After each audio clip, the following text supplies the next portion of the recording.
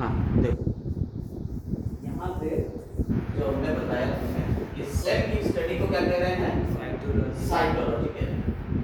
Cell की जो study है वो साइटोलॉजी, और सेल है क्या, किसी ऑर्गेनिज्म के लिए स्ट्रक्चरल और फंक्शनल यूनिट का नाम कर रही है। ये किसी ऑर्गेनिज्म की स्ट्रक्चरल और फंक्शनल यूनिट है, और लाइफ की भी ये यूनिट है, यानी कि पूरी दुनिया में जितनी भी लाइफ है उसका बेसिक यूनिट क्या होगी, वो होगी सेल। अब बात करें सेल की स्टडी, साइटोलॉजी। अब डिस्कवरी की बात करते हैं। तो रॉबर्ट हुक ने 1665 में क्या करा, ओक प्लांट का, क्वेरकस सुबेर इसे कहते हैं, ओक प्लांट का बॉटनिकल नेम क्या है, क्वेरकस सुबेर। ओक प्लांट, हाँ ओक प्लांट से इन्होंने स्लाइस बनाई, कॉर्क, उस ओक प्लांट की जो कॉर्क थी, जो बॉटम कॉर्क होती है, उसकी स्लाइस बनाई, और स्लाइस बना के उसको माइक्रोस्कोप, अपने आप सेल्फ मेड माइक्रोस्कोप थी, लेकिन माइक्रोस्कोप की डिस्कवरी किसी ने करी, फिर उसके बाद उसने मॉडिफिकेशन शुरू की।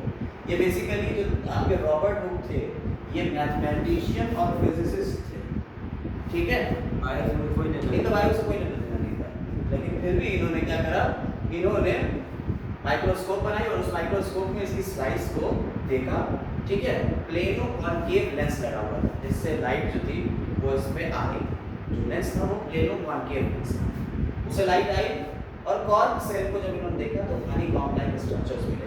वो जो एक कंपार्टमेंट था हनीकॉम्ब का, ये स्ट्रक्चर्स का जो एक कंपार्टमेंट था, इस कंपार्टमेंट को इन्होंने क्या नाम दे दिया, सेल का नाम दे दिया, ठीक है, हर कंपार्टमेंट को इन्होंने सेल।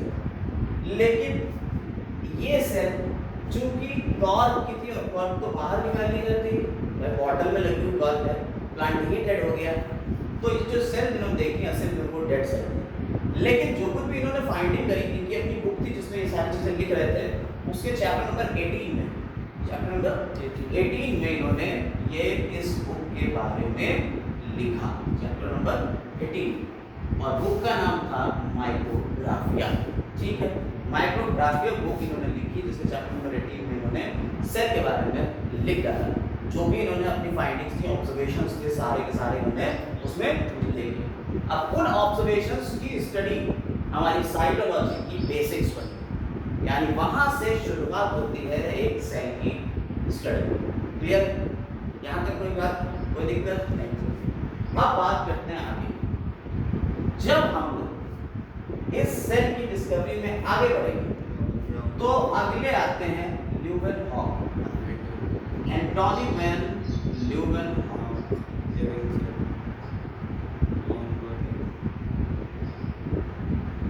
इन्होंने पॉन्ड वाटर की स्टडी करी, ठीक है, 1674 में इन्होंने एक लिविंग सेल की डिस्कवरी करी। इन्होंने जब पॉन्ड वाटर को लिया अपनी माइक्रोस्कोप के नीचे, हर किसी ने अपने अपने माइक्रोस्कोप बनाए थे, पॉन्ड वाटर को लिया और जब उसको देखा इन्होंने, ये के पिता चश्मा वाले चश्मे की दुकान, तो इन्होंने जब उसमें देखा तो इन्हें जो है घूमते हुए कोई ऑर्गेनिज्म दिखी, ये घूम रही चीज, जो घूमती हुई ऑर्गेनिज्म थी, जो चल कर रही थी, उसका नाम इन्होंने जब देखा पता चला इसका तो बैक्टीरिया, ठीक है।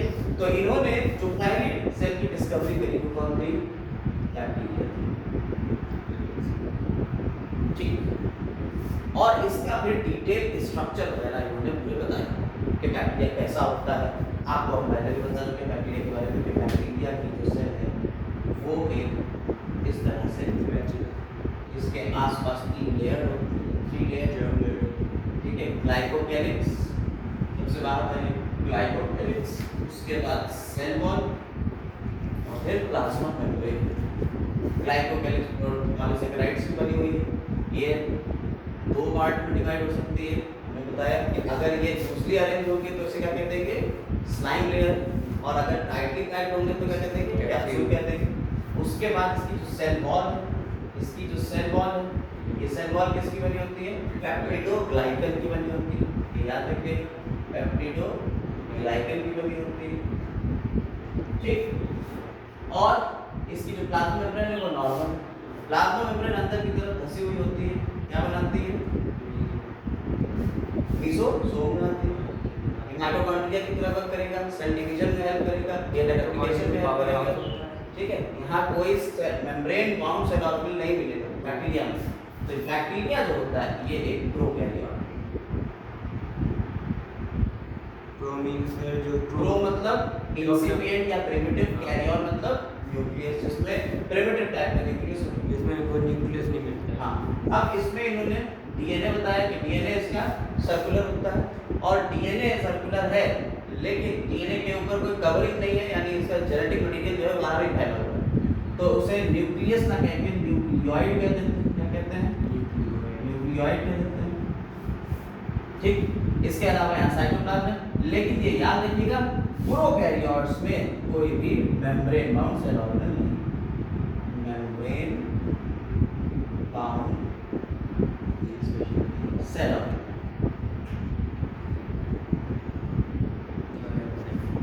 मेम्ब्रेन बाउंड सेल ऑर्गेनल नहीं मिलेगा, ठीक है, एब्सेंट है, याद रखिएगा इसका। तो कौन सा ऐसा है जिसमें मेम्ब्रेन फिर नहीं मिल रही, जो इसके अंदर है वो है राइबोसोम, जिसके ऊपर कोई मेम्ब्रेन नहीं मिलती।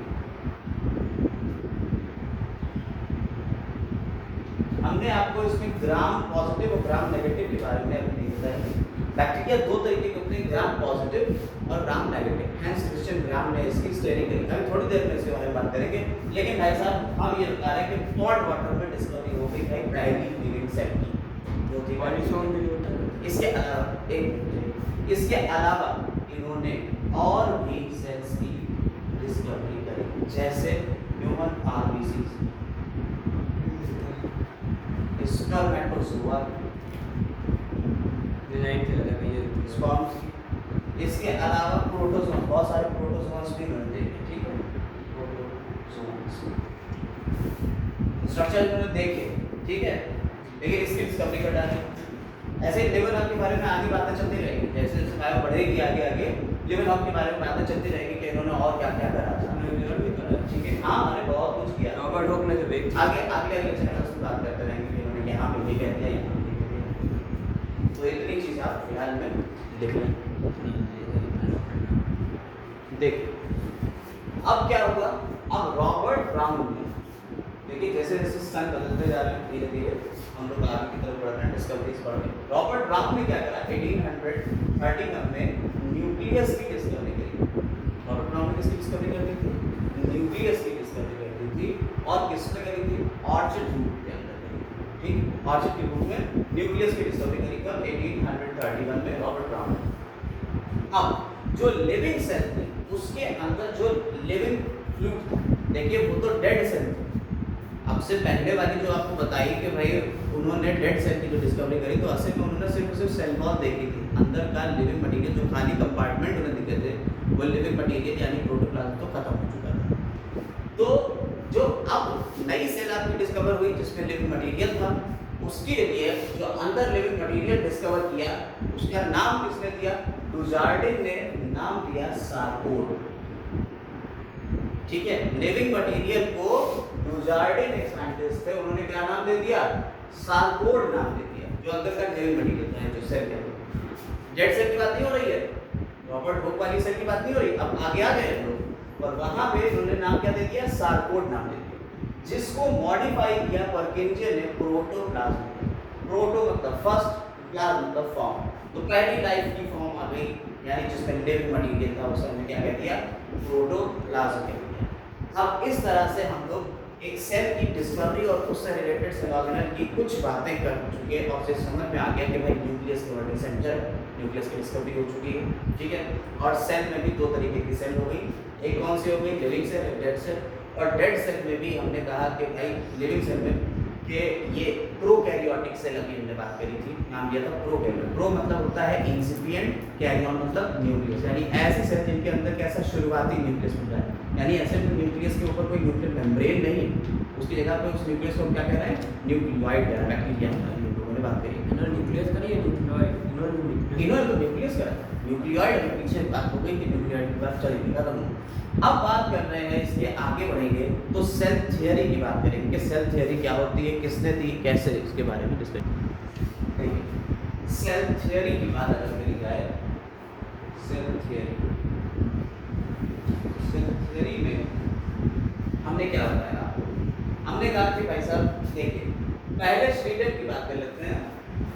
ये स्वीडन जो है वो एक जर्मन बॉटनिस्ट है। क्वेश्चन यहाँ से भी आ चुका है नीट में, ये क्या थे? तो जर्मन के थे और ये बॉटनिस्ट है, तो इन्होंने क्या पढ़ा होगा? प्लांट्स के बारे में स्टडी करी। तब इन्होंने अपनी बात कही थी 1838 में। क्या कहा? इन्होंने कहा कि ज़्यादातर प्लांट्स, बहुत सारे प्लांट्स की इन्होंने स्टडी करी और उन्होंने कहा कि सारे प्लांट्स जो हैं वो कंपोज होते हैं डिफरेंट काइंड ऑफ सेल्स, अलग अलग तरीके की सेल्स से, और उन सेल्स से मिलकर उनके टिश्यूज बन जाते हैं। ठीक है, समझ में आएगा या नहीं? तो ये बात किसने कह दी? ये कह दी स्वीडन ने। और श्वान साहब ने क्या कह दिया? श्वान साहब जो थे ये ब्रिटिश जूलॉजिस्ट थे। इन्होंने जूलॉजिस्ट में इन्होंने क्या करा? डिफरेंट टाइप के एनिमल सेल्स पढ़े, और एनिमल सेल्स को पढ़ के इन्होंने एक कंक्लूजन निकाला। क्या कंक्लूजन निकाला? कि सारे के सारे एनिमल सेल्स जो होते हैं उनके बाहर कोई सेल वॉल नहीं, क्योंकि आप डिस्कवरी हो चुकी थी सेल की, तो सेल के बारे में तो पता चलने लगा था, लेकिन अब प्लांट सेल और एनिमल सेल के बारे में स्पेसिफिकली पढ़ा गया था। तो कब बताया उन्होंने? 1839 में इन्होंने ये बात बता दी कि साहब जो एनिमल सेल्स होती हैं उनके बाहर प्लाज्मा मेम्ब्रेन होती है, और एनिमल सेल प्लाज्मा और प्लांट सेल से अलग कैसे? एनिमल सेल प्लांट सेल से अलग ऐसे हैं, प्रेजेंस ऑफ सेल वॉल्स, यानी प्लांट में सेल वॉल है और एनिमल सेल में सेल वॉल प्रेजेंट नहीं। क्लियर? तो इस दोनों चीजों को, अच्छा दोनों ही ने मिलके एक हाइपोथेसिस दे दी, अपने अपने विचारों से मिलके एक हाइपोथेसिस दी, और वो हाइपोथेसिस क्या थी? That bodies of plants and animals are composed of cells and their products। इन्होंने ये बात कह दी कि भाई साहब जो हमारे प्लांट एनिमल की बॉडी है वो सेल्स से बनी होती है, और सेल्स के जो प्रोडक्ट है उससे बनी होती है, यानी सेल्स अपने अंदर से सीक्रेट कर रही है, एक्सक्रीट कर रही है जो चीजें, उससे बॉडी बना। ये किसने बात कह दी? स्वीडन और श्वान ने हाइपोथेसिस दी, लेकिन इस हाइपोथेसिस में एक बात एक्सप्लेन नहीं हो पाई। क्या? आखिर सेल्स बन कहाँ से रही, दोबारा नई सेल्स आ कहाँ से रही हैं, ये बात नहीं बताता कि न्यू सेल्स कैसे बन रही हैं, इस बात को ये नहीं एक्सप्लेन करता, जिसको रुडोल्फ विर्कोव ने, ठीक है, रुडोल्फ विर्कोव ने 1855 में ओमनिस सेल्युला ई सेल्युला वर्ड दिया, यानी कि all cells arises from their pre existing cells. इसका मतलब क्या होता है? All cells arises from their pre-existing cells। लिख लीजिएगा, ठीक है? All cells कहाँ से मिल रही हैं? उनके pre-existing cells से मिल रही हैं। अब सेल थ्योरी को मॉडिफाई करके, तो इस तरह से क्या हुआ? रुडोल्फ विर्कोव ने सेल थ्योरी में अपना मॉडिफिकेशन दिया। जो सेल थ्योरी की हाइपोथेसिस थी उसको मॉडिफाई करने वाले कौन थे? रुडोल्फ विर्कोव थे। ये क्वेश्चन नीट में पूछा जा सकता है और पूछा जा चुका है। ओमनिस सेल्युला ई सेल्युला क्या होता है? ठीक है, इसका मतलब क्या होता है? All cells arises from their pre existing cells, यानी अपने से पहले जो सेल मौजूद हैं उनसे ही नई सेल्स बनेगी। ठीक, कोई दिक्कत? हम लोग एवोल्यूशन चैप्टर में ये बात पढ़ेंगे कि आखिर वो जो नई सेल्स बन रही हैं जिनसे पहले वाली सेल बनी, ये असल में पहली सेल बनी कैसे थी, एवोल्यूशन में पढ़ेंगे। ठीक है, याद आएगा। तो इस तरह से सेल थ्योरी को 2 पॉइंट में हम यहाँ समराइज कर सकते हैं। पूरी सेल थ्योरी को सिर्फ 2 पॉइंट में हम कह सकते हैं। क्या है 2 पॉइंट? ये all living organisms are composed of cells and their products, जो बात इन्होंने कही, और इसको अमेंडमेंट जो इन्होंने दिया, वो अमेंडमेंट क्या था? All cells arises from their pre existing cells, यानी कि ओमनिस सेल्युला ई सेल्युला। इन दोनों पॉइंट को मिला देंगे तो हमारी क्या बन जाती है बेटा? सेल थ्योरी बन जाती है। अगर कोई क्वेश्चन पूछता है सेल थ्योरी किसने दी? स्वीडन और श्वान। मॉडिफाई किसने की? रुडोल्फ विर्कोव ने। रुडोल्फ विर्कोव का स्टेटमेंट क्या था? ओमनिस सेल्युला ई सेल्युला। बॉटनिस्ट कौन थे? स्वीडन। जूलॉजिस्ट कौन थे? श्वान। श्वान ने अपनी बात कब कही? 1839। स्वीडन ने कब कही? 1838 में। इन्होंने प्लांट की स्टडी करी, इन्होंने एनिमल की स्टडी करी। किसने बताया प्लांट और एनिमल में डिफरेंस है सेल वॉल का? नीचे वाले श्वान। क्लियर हो गई बात? बिल्कुल क्लियर है। सेल थ्योरी क्लियर हो गई पूरी। ठीक, अब सेल थ्योरी का एक एक्सेप्शन। एक्सेप्शन क्या है? Exception of cell theory. Cell theory का एक्सेप्शन है आपका वायरस। जरा ध्यान से देखिए, वायरस में हम आपको पहले ही बता चुके हैं कि वायरस क्या होता है? एक न्यूक्लियो प्रोटीन बताया था। वायरस एक न्यूक्लियो प्रोटीन है, यानी कि वायरस के पास न्यूक्लिक एसिड यानी डीएनए या आरएनए और आसपास उसके प्रोटीन, क्या वो एक सेल है? क्या वायरस एक सेल है? नहीं है। ठीक है, तो सेल थ्योरी को तो ये फॉलो ही नहीं कर रहा है कि all living organisms are made up of cell. ये बात तो इसने बताई नहीं कि तो सेल तो है नहीं, ये सिर्फ एक न्यूक्लियो प्रोटीन है। तो वायरस जो है वो सेल थ्योरी का एक अपवाद है, यानी एक्सेप्शन है। इस बात को आप याद रखेंगे, ठीक है? Steroids. देखो, सेल्स के अलग अलग साइज भी होते हैं, जो कि नीट में पूछे जा चुके हैं, ये भी बता दे रहे हैं। ऐसी कोई चीज़ नहीं है जो यहाँ लिखी जाएगी वो पूछी नहीं गई। स्मॉलेस्ट सेल माइकोप्लाज्मा, ठीक है? माइकोप्लाज्मा कैल्सियम में जैसे पीपीएलओ भी बोलते हैं, ठीक है? पीपीएलओ भी बोलते हैं, ऐसे माइकोप्लाज्मा कैल्सियम यहाँ पीपीएलओ पीपीएलओ, ठीक है?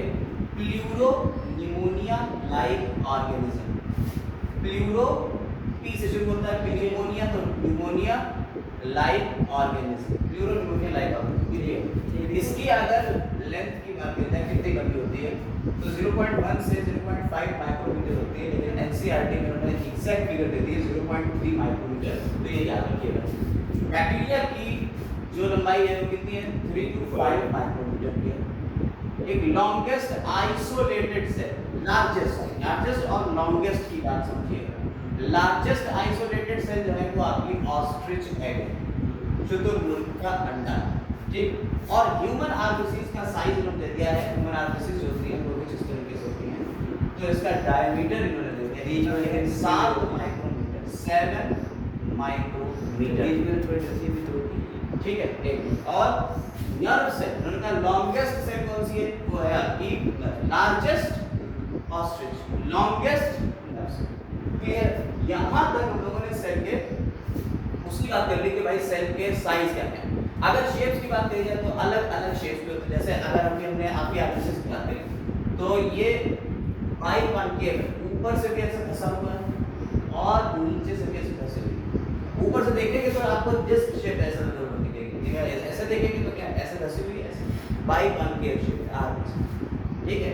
ऐसे ही नर्व सेल या न्यूरॉन्स आप देखते हैं अलग अलग इसके शेप्स होते हैं, ठीक? इस तरह से हो गया। एसिटाबुलेरिया की बात करी जाए तो एसिटाबुलेरिया कुछ इस तरीके से होता है, एक एल्गी है, ठीक है? ये कुछ इस तरीके से इसके पैर में होता है, तो ये एसिटाबुलेरिया हो गया। इसके पैरों में ही न्यूक्लियस होता है, खासतौर ये एसिटाबुलेरिया। तो सेल्स के अलग अलग शेप्स भी हो सकते हैं, ठीक? साइज की बात कर ली, शेप्स की बात कर ली। अब हम लोग पहुंच रहे हैं प्रोकैरियोटिक सेल के ऊपर, ठीक? प्रोकैरियोटिक सेल, प्रो का मतलब ये हमने आपको बताया, प्रो का मतलब क्या होता है? इंसिपिएंट या अर्ली, शुरुआती। कैरियन मतलब न्यूक्लियस, यानी कि जिसमें शुरुआती न्यूक्लियस है, यानी न्यूक्लियस वेल डेवलप नहीं मिल रहा है, ऐसे सेल को क्या कह रहे हैं? प्रोकैरियोटिक सेल कहते हैं। और उसी के स्ट्रक्चर के बारे में बात करेंगे। देखिए ये सेल होती है, अभी जैसे कि आपको बैक्टीरिया के बारे में बताया था, बिल्कुल वैसे ही बैक्टीरिया को ही हम एक लेके चल रहे हैं, वो प्रोकैरियोटिक सेल की मान। इसमें आउटर मोस्ट लेयर जो होती है, जर्मिनल होती है, जर्मिनल नहीं, आउटर लेयर होती है ग्लाइकोकैलिक्स,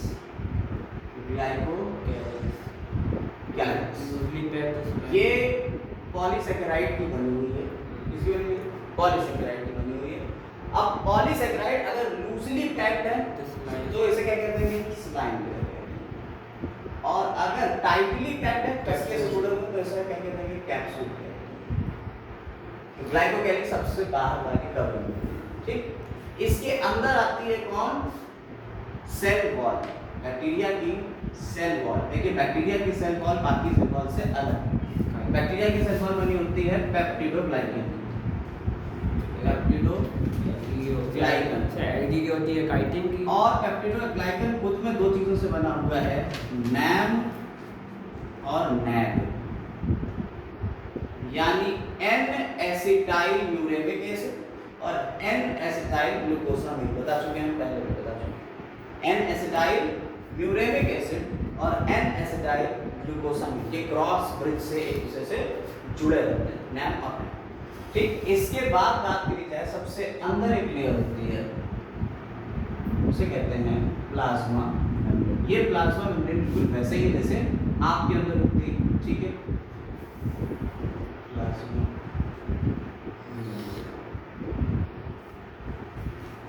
ठीक है, वही लिपिड और प्रोटीन का कंपोजिशन है, उससे मिलकर बनी हुई है। ठीक, इसके अलावा प्लाज्मा मेम्ब्रेन अंदर की तरफ धसी हुई है और एक स्ट्रक्चर बना रही है, जिसे हम क्या कह रहे हैं, मीसोसोम कहते हैं। इसके अलग अलग काम होते हैं, जैसे ये क्या काम कर सकता है, ये सेल वॉल इलॉन्गेशन कर सकता है। ठीक है,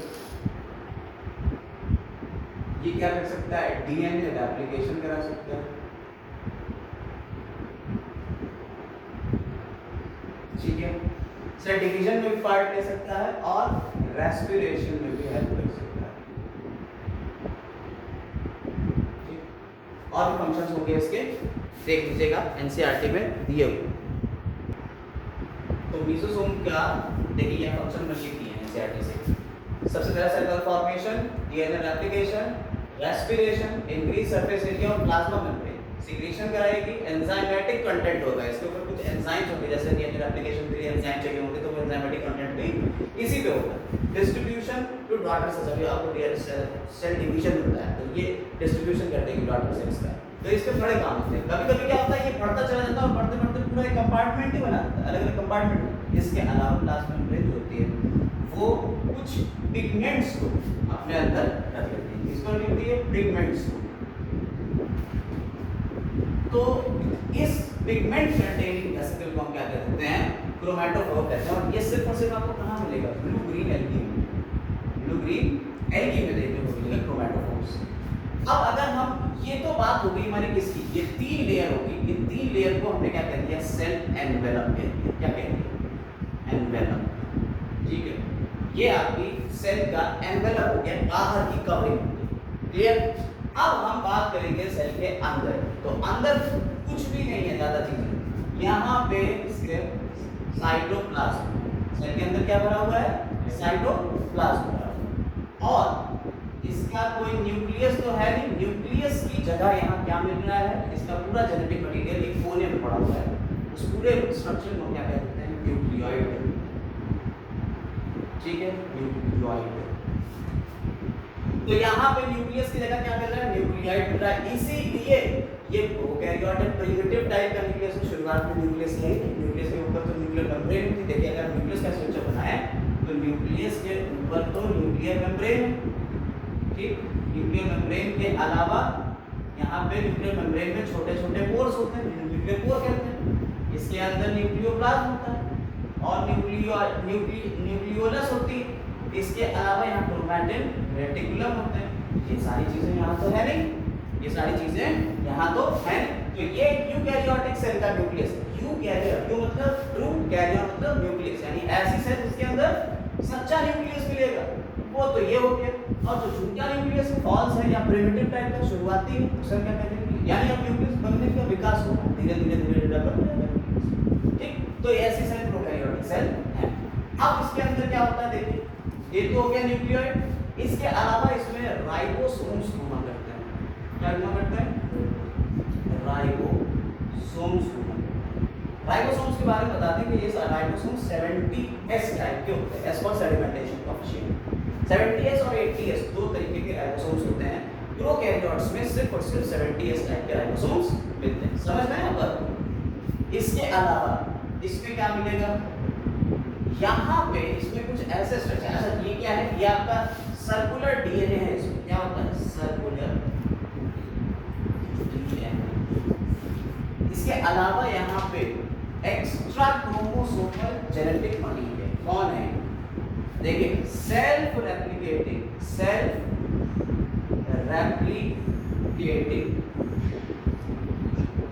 circular extra chromosomal genetic material. इसे हम क्या बोल रहे हैं, इसे हम बोल रहे हैं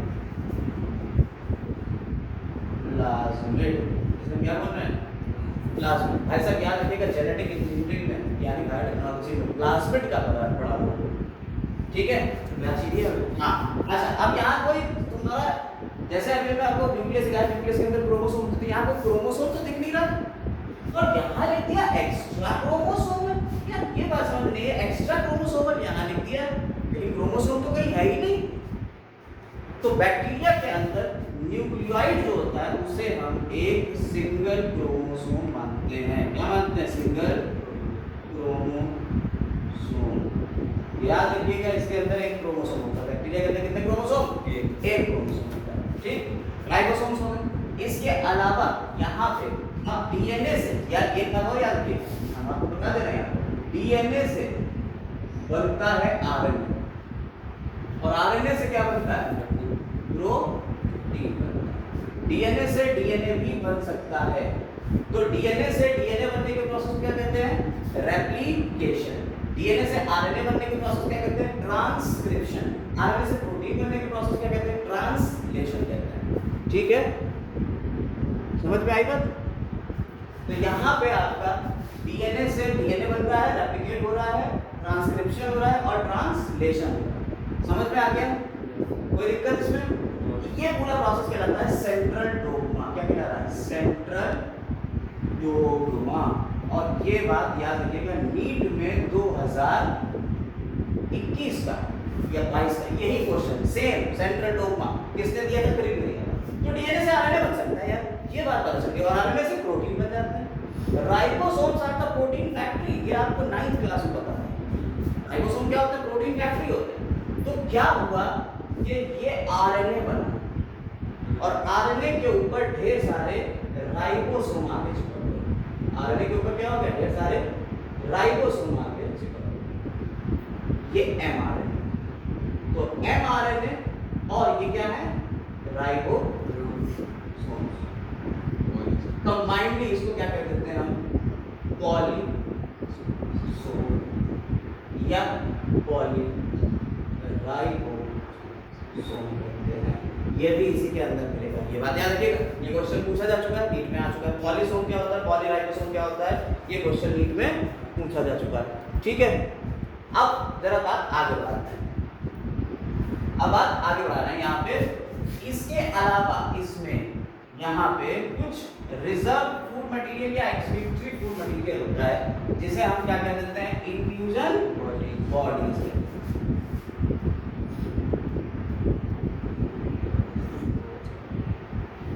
ठीक, अभी हमने इसके बाहर की कोई स्ट्रक्चर नहीं बनाई, सिर्फ एक बैक्टीरिया के अंदर की बात करिए। इंफ्यूजन बॉडी, इसमें हमारा जो है वो सल्फर ग्रैन्यूल्स हो सकते हैं, तुम्हारे जो साइनोफाइसियल ग्रैन्यूल्स हो सकते हैं, ये तरीके के ग्रैन्यूल्स हो सकते हैं। गैस वैक्यूल यहाँ मिल सकती है। ठीक है, ये हम बता चुके हैं इसमें क्या क्या चीज़ें होती हैं, ये सब बातें हम पहले भी बता चुके हैं क्या क्या होता है। ठीक ठीक, तो यहाँ देखिए हमने लिख दिया है यहाँ पे फॉस्फेट ग्रैन्यूल्स। इंफ्यूजन बॉडी में जो रिजर्व मटेरियल है क्या क्या है? Phosphate granules, cyanophycean granules, glycogen granules. इसके अलावा यहाँ अगर बात करी जाए वैक्यूल की, वो भी कौन सी? गैस वैक्यूल है, कोई मेम्ब्रेन बाउंड नहीं है। जैसे मान लीजिए गैस निकली तो यहाँ गैस फंसी हुई है, बुलबुला ऐसा, तो गैस वैक्यूल कहलाएगी। ये किसमें मिलेगा? ब्लू ग्रीन एल्गी और पर्पल ग्रीन फोटोसिंथेटिक बैक्टीरिया। किसमें मिलेगा? Purple green photosynthetic. ठीक है, फोटोसिंथेटिक बैक्टीरिया में मिलेगा। ये आपका बैक्टीरिया का आउटर स्ट्रक्चर नहीं हुआ, इनर स्ट्रक्चर हो गया। यानी इसके अंदर साइटोप्लाज्म मिल रहा है, ठीक है, और साइटोप्लाज्म के अंदर ये सारी चीजें मिल रही। एक बात खास याद रखिएगा, कोई भी मेम्ब्रेन बाउंडेड सेल ऑर्गेनल यहाँ नहीं मिलेगा। यानी जो झिल्ली से कवर होगा कोई भी ऑर्गेनल, वो यहाँ नहीं मिलेगा। सारे के बाहर कोई भी झिल्ली नहीं है, इन सब में याद रखिए कोई भी मेम्ब्रेन नहीं है। क्लियर हो रही है बात? ये याद रखिएगा। ठीक, इतनी बात होगी प्रोकैरियोटिक सेल के आउटर स्ट्रक्चर की। अब इस इनर स्ट्रक्चर की, अब हम इसके आउटर में 2-3 पॉइंट और बना देते हैं। 2-3 चीजें और बना रहे हैं, जरा इन्हें देखिए। यहाँ पे इसमें बाहर की तरफ सेल के ऊपर लोकोमोटरी स्ट्रक्चर होता है। लोकोमोटरी स्ट्रक्चर यानी कि फ्लैजिला या सीलिया। ठीक, फ्लैजिला या सीलिया। फ्लैजिला के बेसिस के ऊपर भी इसके हम नेमिंग कर देते हैं, नाम लिख देते हैं इसके। एट्राइकस, मोनोट्राइकस, लोकोट्राइकस, एम्फीट्राइकस, पेरीट्राइकस, ये सारे नाम हमने फ्लैजिला के बेसिस पे ही रखे, ये लिख लिया ना। और अब हम इन फ्लैजिला के बारे में बताएंगे। ये लोकोमोटरी स्ट्रक्चर कैसे है, ये लोकोमोटरी स्ट्रक्चर्स। जो लोकोमोटरी स्ट्रक्चर है जिसमें फ्लैजिला 3 चीजों से मिलकर बना, बेसल बॉडी, हुक और फिलामेंट। ठीक, बेसल बॉडी, हुक और फिलामेंट, ये इन 3 चीजों से मिलके बना। कौन? फ्लैजिला या सीलिया। एक ही चीज है दोनों। फ्लैजिला बड़े होंगे, सीलिया छोटे होंगे। फ्लैजिला इंडिविजुअल मूवमेंट शो करेंगे, सीलिया दोनों मिला के मतलब सबका एक साथ कंबाइंड मूवमेंट होगा। ठीक है, दोनों मूव करते हैं। बेसल बॉडी कहाँ होगी? बेसल बॉडी यहाँ होगी। ठीक, हुक यहाँ कहीं पे निकला हुआ होगा और ये आपका फिलामेंट होगा। ठीक है, फिलामेंट का अभी हम लोग आगे एक फ्लैजिला का पूरा स्ट्रक्चर पढ़ेंगे, यूकैरियोटिक सेल में पूरा फ्लैजिला का स्ट्रक्चर पढ़ेंगे, तब उसमें हम लोग फिलामेंट को काट के देखते होते हैं। फिलामेंट को ऐसे काट के यूकैरियोटिक, अरे ह्यूमन स्पर्म, तो यहाँ पे इसको काट के देखेंगे तो अंदर इसमें माइक्रोट्यूब्यूल्स मिलेगी। कितनी होते हैं? 1 2 3 4 5 6 7 8 और 9 माइक्रोट्यूब्यूल्स होती हैं, डबल पेरिफेरी की तरफ। इसके बाद यहाँ सेंट्रल में 2 होती हैं यूकैरियोट, लेकिन सेंट्रल वाले में यहाँ कुछ नहीं होता है। तो फिलामेंट में जो अरेंजमेंट होता है फ्लैजिला का वो कैसा होता है? 9+0 अरेंजमेंट होता है। इसे याद रखिएगा, ये नीचे में पूछा गया। फ्लैजिला कैसा होता है? 9+0 अरेंजमेंट यहाँ शो करेगा फ्लैजिला। क्लियर? और सीलिया तो दोनों एक ही चीज है, मूवमेंट के लिए होता है। अब अगर हम बैक्टीरिया की नेमिंग करते हैं किसके बेसिस पे? फ्लैजिला के बेसिस पे, तो हम क्या करेंगे? हम इसके कुछ नाम रख सकते हैं। क्या? जैसे ए ट्राइकस,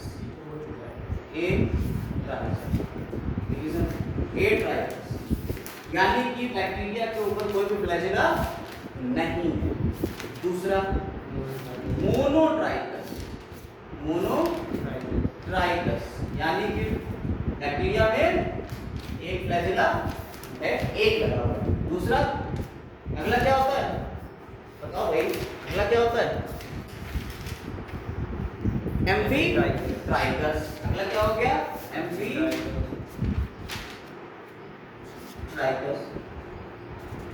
इसमें क्या होगा? एक फ्लैजिला इधर लगा हुआ, एक फ्लैजिला इधर लगा हुआ। इसके बाद लोकोट्राइकस,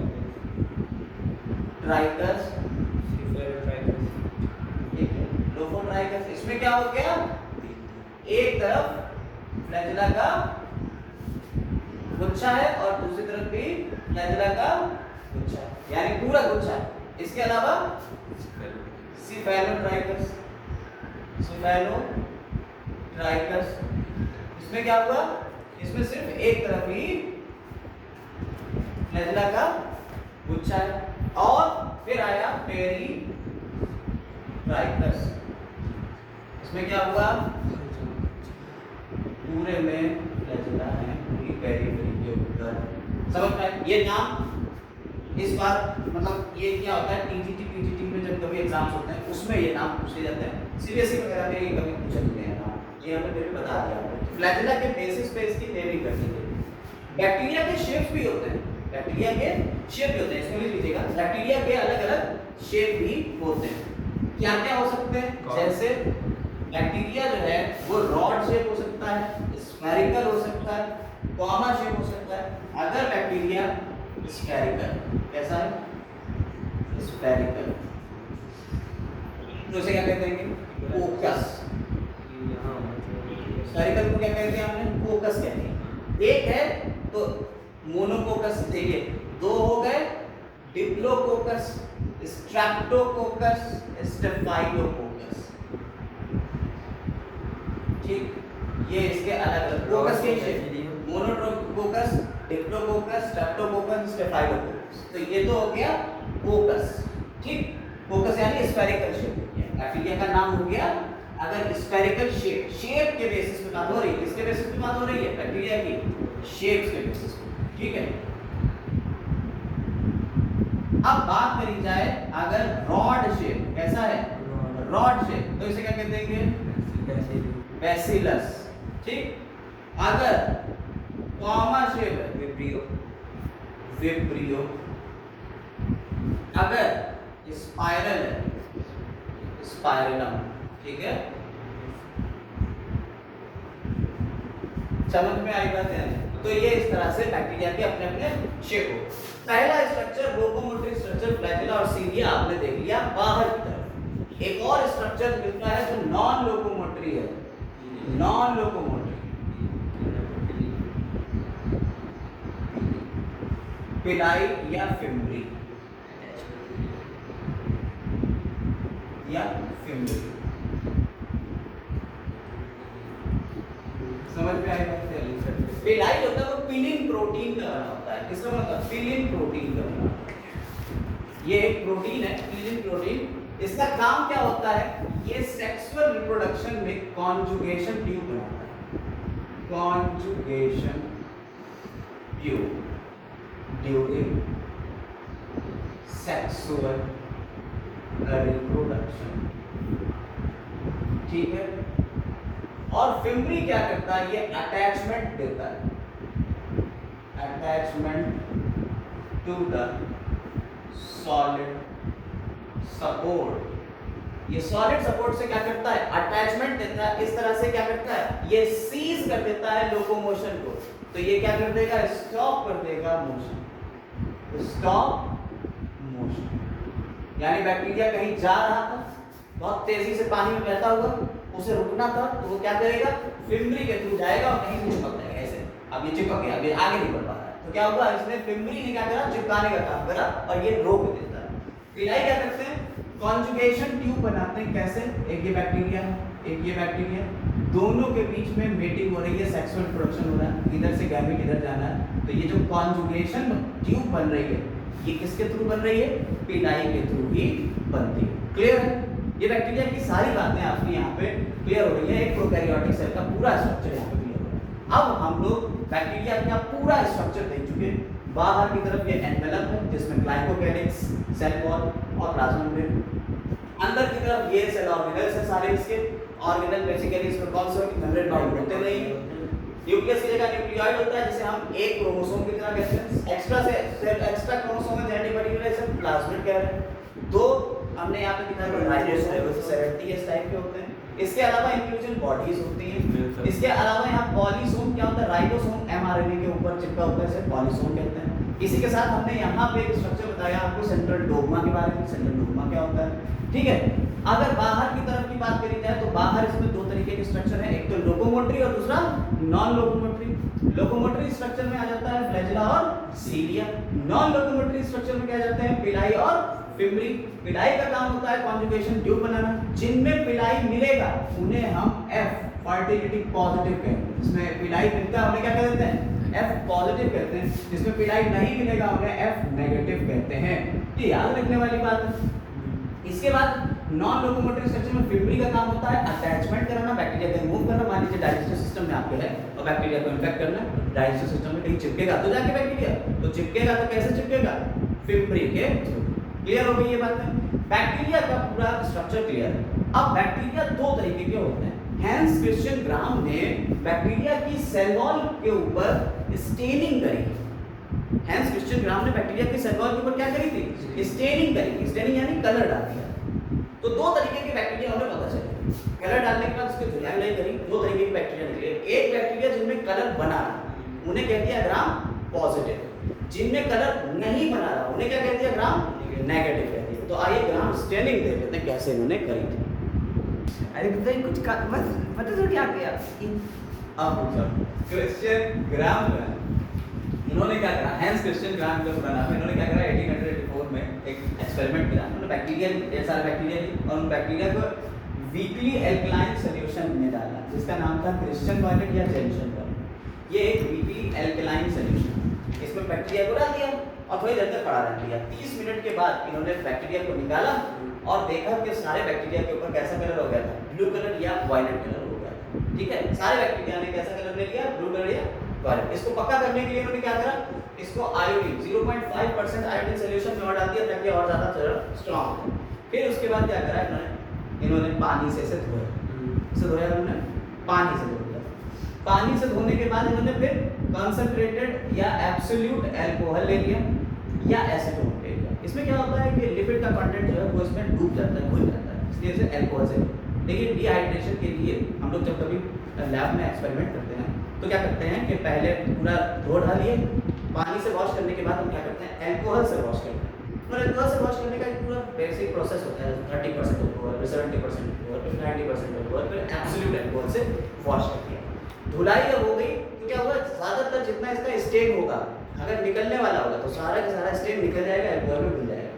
लेकिन देखा गया कि कुछ बैक्टीरिया ऐसे थे जिन्होंने रिटेन करा अपना ब्लू कलर। ठीक है, उन्हें कह दिया हमने ग्राम पॉजिटिव बैक्टीरिया। उन्हें क्या कह दिया हमने, ग्राम पॉजिटिव, जिन्होंने ब्लू कलर मेंटेन किया हुआ था अपना। हाँ, मतलब कि धुलाई के बाद भी इनका ब्लू कलर नहीं गया, उन्हें क्या कहते हैं, ग्राम पॉजिटिव कहते हैं। जैसे एग्जांपल है बैसिलस सबटिलिस। और कुछ बैक्टीरिया ऐसे थे जिन्होंने कलर को छोड़ दिया, जिनका कलर निकल गया, उन्हें कह दिया हमने ग्राम नेगेटिव बैक्टीरिया। तो ग्राम नेगेटिव हो गए। तो ग्राम पॉजिटिव और ग्राम नेगेटिव बैक्टीरिया समझ में आए क्यों कहते हैं मैंने। जैसे इसका एग्जांपल है ई कोलाई, आपके अंदर एस्केरिचिया कोलाई होता है इंटेस्टाइन में जो विटामिन B12 बना रहा है। ये ई कोलाई जो है एक ऐसा ग्राम नेगेटिव टाइप का एक बैक्टीरिया है। अब देखिए भाई ऐसा हुआ क्यों, बेसिकली इसमें क्यों कलर आया और क्यों कलर नहीं रहा। तो होता क्या है, बैक्टीरिया की जो सेल वॉल होती है उसमें लिपिड का कंटेंट होता है। सेल वॉल में क्या होता है, लिपिड का कंटेंट होता है, इसमें लिपिड भरा होता है।